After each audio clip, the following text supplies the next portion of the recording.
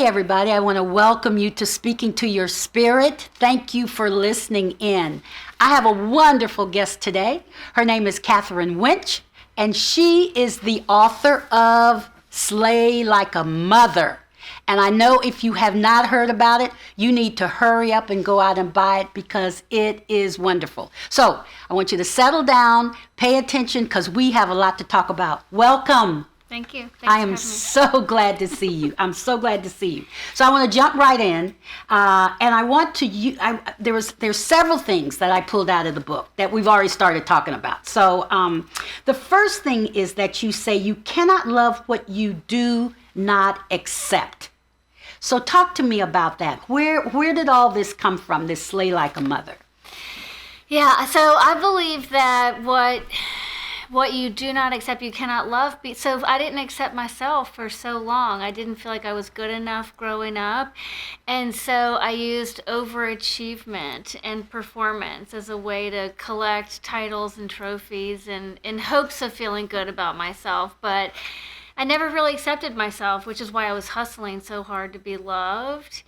And it was a pretty rough place to be. It is, because we've talked about your background, and you say, both parents, privilege, fun, lots of good stuff. Yeah. But there was this thing that you call I call it a dragon of self-doubt. Yeah. And my research shows that a woman's dragon of self-doubt is born during or before adolescence, 80% of the time. And what I mean by that is a dragon is born when something just kind of takes the wind out of your self-esteem. It steals your self-esteem. You feel less than, unworthy. And when you were a young child, very likely, and that pain was stuffed down. Right. You didn't know how to deal with it, so you stuff the pain down, and what it creates is a very warped reality, and this dragon that doubts your every move, judges you, second guesses you, mocks you all the time. So I love the fact that you said this starts with, because I agree with you. I do believe that we, and we're women, there's something that happens to us. There's something that we see, that we feel, that just transforms us into another place. Yeah. Most women can identify it when we really start talking about it. And it's usually a line in the sand that maybe you were 8 years old, 10 years old, 15 years old. But before that, you felt worthy and good. And then after that, you're kind of operating from a deficit in the self-esteem department. And my research shows it can come from anything from abuse and neglect and terrible things in life, but it also can come from, being slighted by another girl in school, being made fun of when you pronounced a word wrong in the 3rd grade. I've heard women say because they were the youngest girl in their grade school class, and other women say it's because they was the oldest in the grade school class. So it doesn't matter necessarily the reason that it happened. It's how bad it hurt you. Right. And it is the fact that it does bring to the center of our soul the self-doubt. Yes. So you had the lack. Yeah, the lack of it. And, or the lack, you're exactly right. So you had this, pretty cool life growing up. Yeah. And then you became the youngest VP at an amazing marketing agency. Mm-hmm. And you were receiving recognitions and awards, and you had a husband, and you have 2 children. And so the average woman would go, what is up with that? Yeah. What is up with that? Yeah. So talk to me about that. Yeah. Well, again, because I didn't feel good enough on the inside, the more I achieved, that was kind of my drug of choice, was achievement, overachievement. And but by the time I was 35 and I had 2 kids, I had collected, it was a senior vice president of an amazing company. You were traveling. Oh, yeah, and all the glitz and glamour. I mean, the stuff that people say is having it all. And what I realized was that it was everybody else's all, and it wasn't really what I wanted. And I was so busy trying to collect my self-esteem from other people that then when I really decided what I wanted to be an entrepreneur, I wanted to be in charge of my schedule, I quit my job. It all helped. I was able to turn it around. So when we talk in terms of balance, is it possible? Yeah, I have great balance. And I didn't before. I mean, I was easily working 80 hours a week. I was a shell of a human being. How in the I was world? a bad sister, daughter, wife, friend, all of that. But a couple things help me have balance. Number one is my company is relatively small, and I like it that way. I'm not trying to have 100 employees. We have 7 employees, and it's fantastic. And so growth isn't my goal. So when growth and ambition is so much a part of the goal, it can exhaust you and it can prevent balance. So that helps have balance. I'm not trying to take over the world. And then secondly, I put myself on my calendar. I put reoccurring meetings on my calendar I color code in purple that are for yoga or meditation or walking or whatever. It could be drinking wine with friends. It doesn't have to be But healthy. you schedule you. Yes, in I it. put me first on my calendar, and guess what? All the other crap fits. That's right. Like That's right. People say, "Can you meet at 2?" And I say, "No, I can meet at 3." And they go, "Okay." But if you don't have yourself there, then you say yes to everybody else, and then of course you say, "I don't have time for me in my schedule," because you thought about yourself last. Okay. And just I put it love in there it. first. So let's talk about struggling versus suffering and those sky-high expectations. What's the difference between struggling and suffering? So struggling is this situation sucks, and suffering is I suck. So an example of a struggle for a mother is figuring out what to feed her family 5 nights in a row. That is a struggle. Everybody struggles with that. It's the number one pain point of mothers in this country. But suffering is that while you're cooking, you're beating yourself up because you're not thinner, you can't cook better, your children don't eat broccoli 3 meals a day, of this negative self-talk. And so what I want women to know is that struggling is the goal. Like, nobody's getting through motherhood or even, In life. being a human without it Exactly. being a struggle. So we all struggle, and that we control the ability of whether we suffer or not, because the suffering is self-inflicted and it's us yelling at ourselves. That's what you even mentioned in here. Eleanor Roosevelt said, "No one can make you feel inferior without your consent." So the Yes. suffering is okay because I'm sorry, The the struggle, struggling. Yeah, it's it's life. Welcome to life. It's It's life. hard. And It's hard. I often say it's our curriculum. Yes. It's what we're It always learning. has been hard. It always will be hard. That's right. You're not going to get out of it being hard. That's right. But so the struggle is the life, but the Yeah. suffering is what we do to ourselves because that's what we're thinking about. That I can't believe when I compare myself, because we do that as well. Yeah. We compare ourselves with everybody else, and everybody else can cook better, and everybody else can do that. What's going on with me? And Yeah. that is just, Yeah. that's just not healthy. No, it's extremely unhealthy. And when you realize that it's self-inflicted, then and you can stop it. But the root of all the problem, as you mentioned, is our expectations. And so what happens is we set unachievable expectations. Like, I'm all for success and ambition, but we set expectations that we can't achieve. I'm going to be the perfect wife, daughter, spouse, everything. And then when we fall short, we yell at ourselves because falling short feels like crap. And so when you constantly fall short, you constantly tell yourself you're not good enough. And so you raise your expectations even higher. And who said Yeah. what is perfect? Right. And nobody is. And we don't even like perfect people. Like, we'd rather I love that you say We'd rather have a glass of wine with Monica Lewinsky than Martha Stewart. Like, we don't like perfect people. Right. But we try to be them Yeah. regularly when we don't feel good enough about ourselves on the inside. Is there any part of us that wants to be the victim?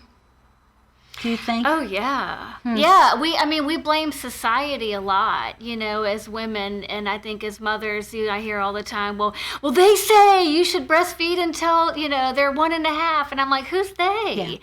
And so I see a little bit of victimization there, but I say, well, I don't know who they is, and I don't live my life for they. I mean, I have to make the right decisions for my body, my life, know. Right. But yeah, I think once we realize we're in control, and it's hard work to gain control and slay this dragon that's inside of you, but once you do, it's just such a better life. And you know what? And it is about control, but it is about me controlling me. Yeah. So many women are trying to control the kids and the husband and everything else, yeah. and that's not where you are. Oh, yeah. No. It is just in control of your sense of self. Yes, I say now I have a much deeper rudder that, on a sailboat. So I have a deep rudder. I know who I am. I know how to spend my time in ways that energize me versus drains me. But I used to not have that. It was like when the winds of life would blow, I was just very emotionally affected and, Right. kind of volatile in that sense, where now I have such a deep sense of inner peace and calm that there's very few things that can completely throw me off, where everything used to set me off It's a before. great place to be. I understand. It's a great place to be. Yeah. So I want to rewind a little bit, because when you were at the agency, you were given this assignment to go out and interview and research women from Singapore to Seattle.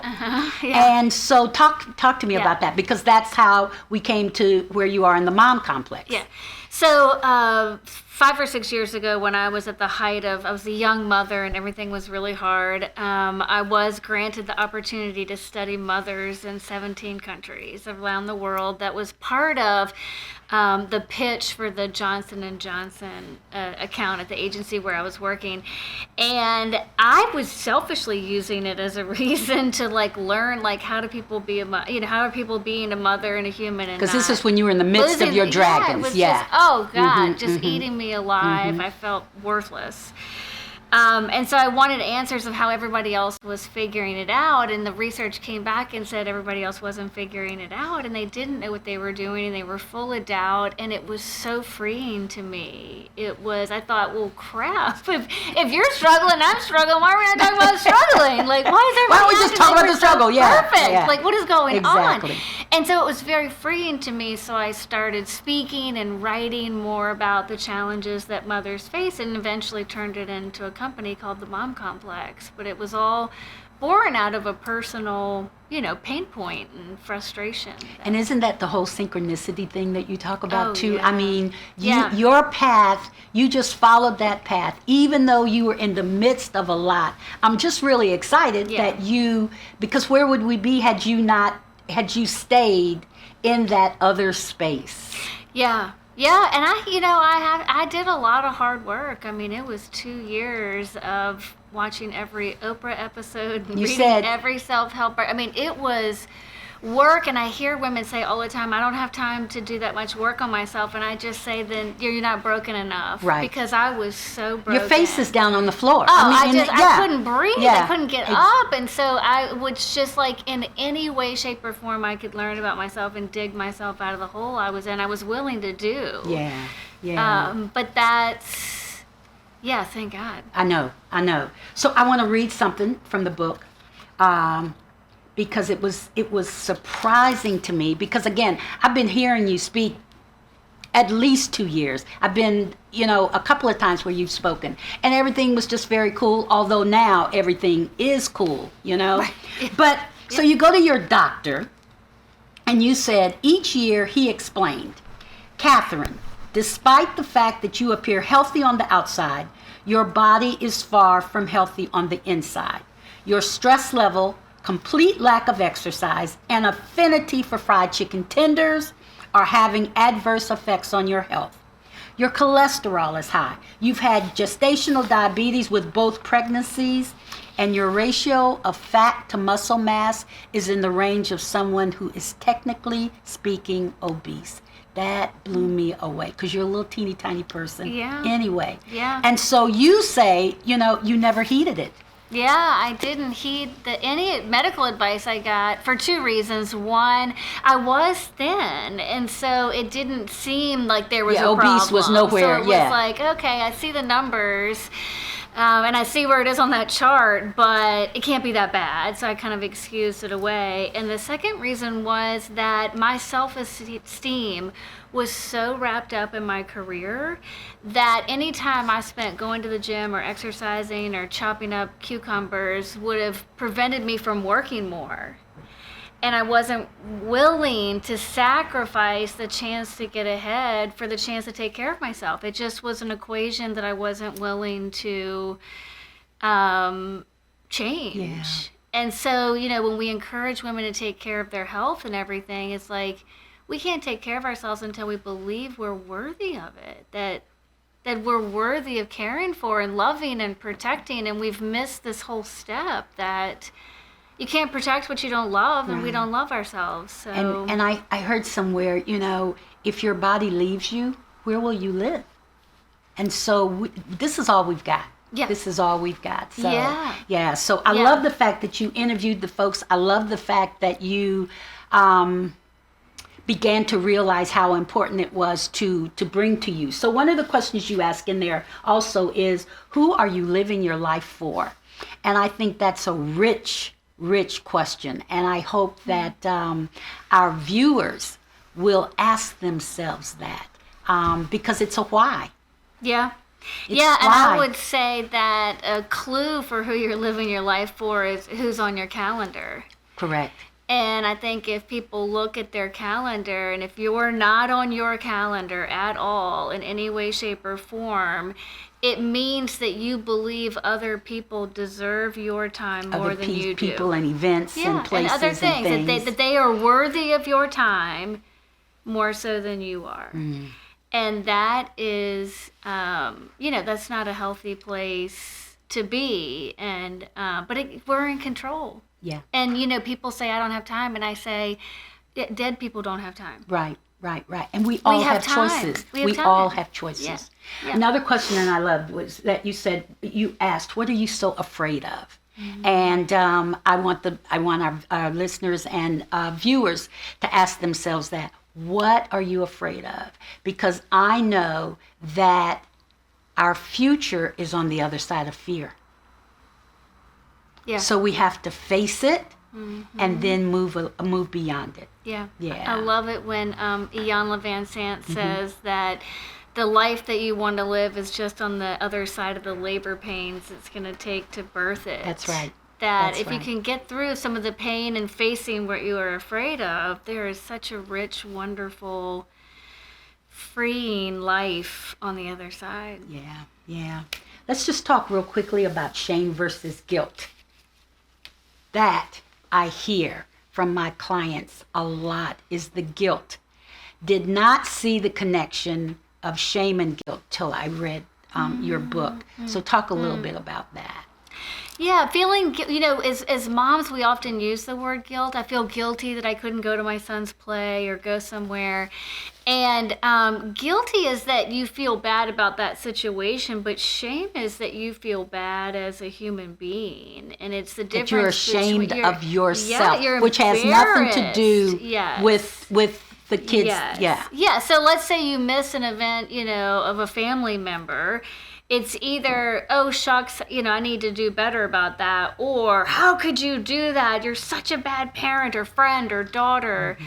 And there's nothing wrong with guilt. Like, we can learn things from feeling guilty. It can make us better, but there's no benefit in feeling shameful. I mean, it's a dark, terrible place to be. And I think women and mothers feel so much shame over everything from not making the right school lunches to what they're wearing to many different decisions, but we pass it off like it's guilt, like this mommy guilt. Okay.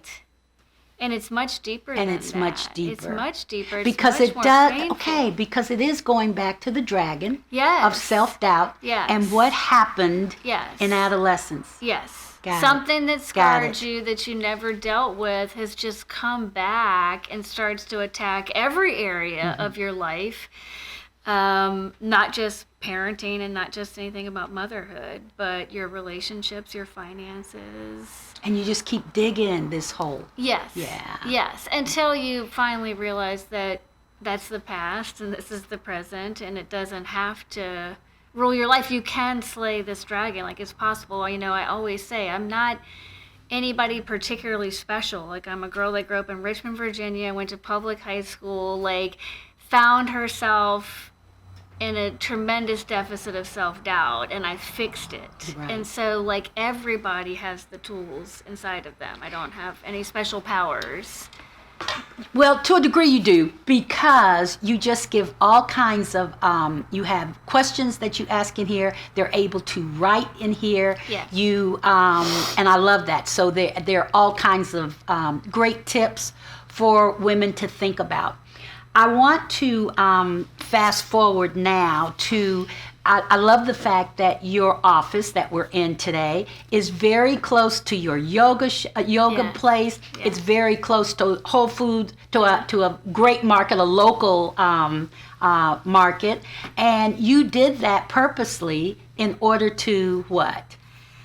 Well, I wanted it to be easier to be healthy and easier to be happy. And in my previous job, it was way downtown. There were parking decks and pass keys, and coming and going was physically challenging. It was a barrier. And so I would just work for 15, 16 hours a day and think nothing Rather than of going it. out. Yeah, where now I'm in this beautiful neighborhood and I can walk to get a cup of coffee. I can walk to meet a friend. I can walk to yoga. I can walk to a meditation studio. I can ride a bike to my house. I saw that. Yeah, it's 2.6 miles. And so it just makes kind of getting me out of work mode, just easier. And I feel like more like a whole person. I feel like a whole human being instead of just, a worker bee. Yeah. I love it. I've got something else that I want to read because I love silence. I love meditation, and I think it's kind of cool to say that we literally we've only known each other a week. Yeah.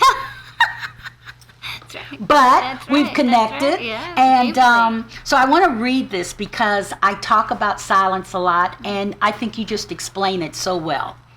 Meditation is a bit like putting on liquid eyeliner. At first, it's hard, messy, and you're all over the place. But with practice, it looks and feels natural. For me, meditation has been nothing short of life-changing. By giving in and trusting the process, even when it feels like I'm watching paint dry, I become very clear about what energizes and depletes me. I follow my instincts, not the crowd, and I can usually make major decisions about my future, career, and family in a nanosecond because I know who I am and where I want to go. The more you engage your instinct, the easier it is to trust and to use it at every turn. And I mean, that's page 253. People need to just take a picture of that and put it on their screensaver or whatever, because I too had a transformative piece in my life once I began to be silent. And so I go over to Richmond Hill and spend time there. It's on my calendar to go over there, and I journal while I'm there, and I also get quiet for at least an hour, and I just sit. And, people ask, well, how do you know? And I say, and you said it's why it's called a practice. Yes. Because you cannot do it today and then not do it for 6 months. Right. You have to practice it daily. And it tends to, in my opinion, it opens and strengthens your eyes and your ears, your spiritual eyes and ears. And Yes, so yes. we know that opportunities are coming our way all the Yes, time. always. But we say, well, I didn't see it. I didn't, Yeah. it's not coming to me. Yeah. How come it's coming to you? Yeah. It's because they are not aware. And we don't even have time to get in the whole being present that you talked about. Yeah, We yeah. have to stay in today in order to hear what is coming our way so we don't miss out. Yeah, the present moment is not a stepping stone to the future. It is right here. It's all It we is have. right here. And I always encourage clients to repeat mantras. And mine certainly is what I do today forms my tomorrow. Straight up. So I am fully present in today That's great. in order to be able, and I just read all of that in here. It was just so really good. So I want to, I love the self-cure. I love success. You have a great question in there about your coach, I think, asked you, what is the success that you see in your business? Oh, yeah, definition of success. Yes, and then what do you see in your personal life? And you just wrote Oh, real quickly about man, the business and got man. stuck with the Yeah, personal life. yeah, And I yeah. see that a Yeah, lot because yeah. we're not thinking, or we'll put something like, I just want to see my kids graduate. And I said, well, no, that's not quite what I'm looking for. Yes. Because that's on them. Yes. Yes, So- we have no definition of success.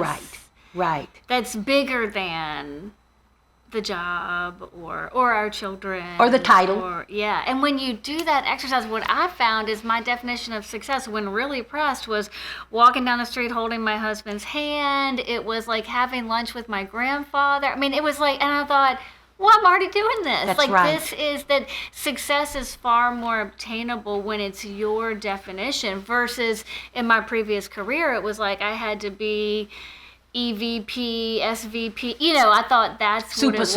But when I changed the definition, I was like, this isn't that hard. You can see like, it. I can. People have asked me, and I'll say, walking into the grocery store and finding the perfect piece of salmon to bring home. Yeah. Yes. It's like I walk over there Yes. and I say, that's Yes. the piece that I want. Yes. So it isn't huge, Right. I love going to the movie. Yes. And so sitting in the movie Yeah. with popcorn and the theater, you can have wine in there. That's pretty cool for me. Yeah, that's enough. Like we have to arrive at the point that it's enough. And I always say that I feel like when we're 85 years old, we're not gonna say like, oh gosh, I wish I would have worked more. I mean, we've all heard the stories. But if we're gonna get there when we're 85, let's just get there faster. Yeah, and feel good about it. We're going to arrive there. And We're going to arrive at the fact that we don't have to kill ourselves Right. in order to be successful and happy. Yeah. Like that's where we're gonna get. But I took the long, hard, scenic road. A lot of us do. A lot of us do, And so I think that's what's so wonderful about Slay Like a Mother, because women can begin to read it and read it again and again and again and stop. I always say, too, you have to read the whole thing through because you have questions that may take them 3 months to answer. Yeah. And they need to answer it before they move on. So, this might be a workbook for a whole year. Yeah, that's right. I do love the fact, too, that you said, do not allow your dragons to feed into your children's dragons. So talk just real briefly about that. Yeah, the place that self-doubt and dragons really grow and fester is in darkness and avoidance. And so if you want to raise children that are resilient and can resist dragons, then you have to be comfortable talking about your own self-doubt or your own mistakes. Children have to hear that you love all of them, not just the good or successful parts of them. And so we do this in my house. Sometimes when we have dinner, we'll say, what's the one mistake that everybody learned the most from today? And everybody at the table has to go around and say, and what that teaches them is that their parents make mistakes and that every day has a mistake in it, and that you can learn from it. But that's a way to fend off dragons, as opposed to parents acting like, we're perfect and we have no... And you gave an example of, you'll be fine. Yeah, that's, when kids come home and they're like, I'm so worried about this science. You're fine, it's okay, it's fine. And... when we have big challenges in life, we don't want to be dismissed and say, it's fine, don't worry about it. No, I am worried about it, And so we dismiss our children's fears by trying to convince them that it's okay. And one of the reasons we're trying to convince them is because we think that we are strong enough to handle it, or maybe we aren't strong enough to handle it, so we don't even want to deal with it. It's a lot of times it's fear. If your child is like very stressed over something, you don't want to see them in pain, and so you convince them that it's okay. But when it ends up happening is the conversation is never even had. Like, what are we talking about, and where's the stress and anxiety coming from, and what's the worst case scenario if you do get a C on the science test? But when we're not comfortable with our own self-doubt, it becomes very hard to talk to a child about theirs. And so my advice is just, get it all out in the open and talk about it. So this is your first? It is my first. What is the one thing in here that you want everybody to walk away with? There's probably a bunch of things, because I know we didn't begin to cover all that I wanted to. Yeah. But what do you want people to walk away with, particularly women? I want women to know that I want a woman to know that you're not at war with other women, you're at war with yourself. And that's where the real war is. But the good news is you're in charge and you can end it. But we have to stop, blaming other women, blaming the media for, these mommy wars and all this stuff, when the truth is we dislike ourselves so much more than we dislike other people. And it's fixable. Like, it's doable. It's so fixable. Thank you, Katherine. You're I welcome. enjoyed talking to you. Thank you so much for being with me. And I just want to say to all of my listeners, you all have got to go out and find this book, Slay Like a Mother. She is so cool. She's got so much good stuff in here. So I encourage you to do this. I also want to remind you that my latest book, which is #JustForToday, is on Amazon.com. Remember, there are 365 suggestions that I have for you, so you can take one a day and use it. And it can be anything. I have all kinds of suggestions. But I encourage you to go there right now to Amazon.com, #JustForToday. I thank you so much for being with us, and we will see you next time. Take good care, and I'm Rita, speaking to your spirit.